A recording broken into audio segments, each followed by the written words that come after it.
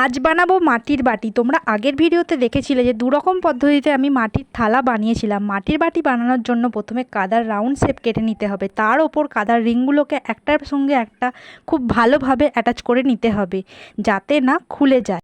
ভালো করে স্পঞ্জ ও হাতের সাহায্যে প্লেন করে নিয়েছিলাম। তবে তোমরা যদি চাও বাটি বড় করতে তাহলে কাদার রিং বাড়াতে হবে, ও ছোট করতে চাইলে কাদার রিংগুলোকে ছোট করতে হবে।